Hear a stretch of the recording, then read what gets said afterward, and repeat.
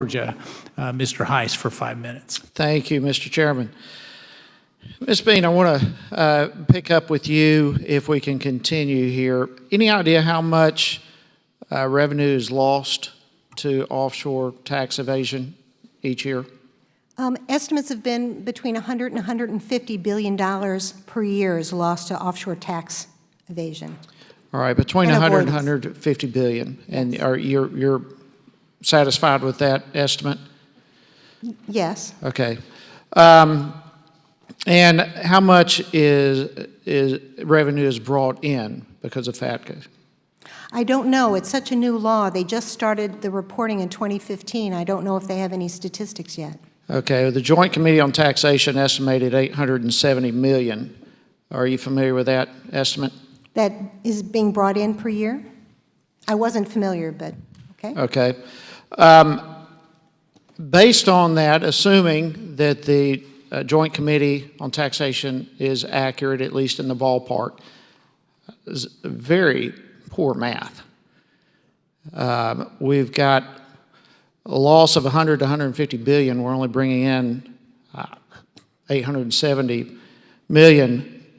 And that's just part of the problem. I mean, we're spending, figures have been going out today, 200 billion spent on this. The estimates on that range from a little less than that. The 200 billion is kind of a middle of the road estimate. As I've seen as high as $1 trillion, as low as 8 billion. But the middle of the road guess, 200 billion.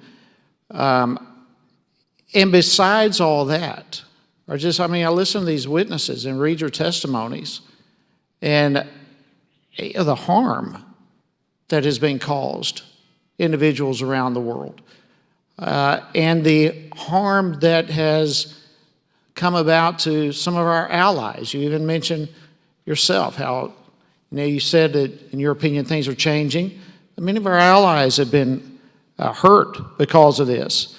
Obviously, it's not a very efficient use of IRS resources, and quite frankly, I have questions as to just whether or not this thing's even constitutional or not. There are tremendous constitutional questions that come up with this. The fact that Americans living overseas are forced to provide financial information that would normally require a warrant is just amazing to me. There's obviously an issue, at least with the Fourth Amendment there. We have heightened reporting requirements that treat Americans living overseas more harshly than those living here. And that obviously is a Fifth Amendment concern. But you just wonder even how constitutional this thing is at its very foundation. And then the fact that this was instituted without congressional authority. President Obama, the agreements were made. I mean, you've got a separation of powers issue. I guess my point is over and over and over. There's just questions on this thing as to even how effectively it's working. If we're bringing in 870 million, but the cost is some 200 billion, it doesn't take a whole lot of math to figure out this is not a very efficient thing. And you add to it the harm that's being caused and the constitutional issues that are being raised.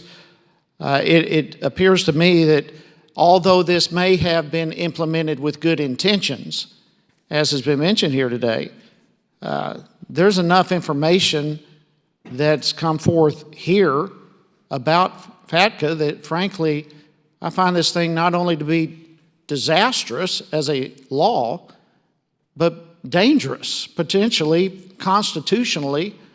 And it just seems to me in every way this ought to be repealed, if not majorly modified. Just a quick yes, no, would y'all agree or disagree that this needs to be either repealed or modified? Mr. Bob? I definitely agree that it needs to be repealed. We have thought about fixes, alleged fixes being proposed by various people, and the problem is it leaves all the essential elements of the FATCA regime in place. The burdens on most individuals, the burdens on financial institutions don't change in any of the proposals that we are aware of. And and the constitutional issues remain. And we just should not be treating people that are U.S. citizens because they are residing abroad, stripping them of their rights as if they are second-class citizens. Okay, my time has expired, Mr. Crawford and Mr. Cattell. And yes or no, repealed, modified? Yes, I support a repeal. Yes, I support repeal. No, I don't. And just so you know, the courts that have looked at these types of issues have upheld the right of Nor do you government. believe it should be modified? You like it just as it is? I think there's some modifications that would be appropriate. Okay, thank you, Mr. Chairman. I thank the gentleman. The chair recognizes the gentlewoman from New York, Ms. Maloney, for 5 minutes.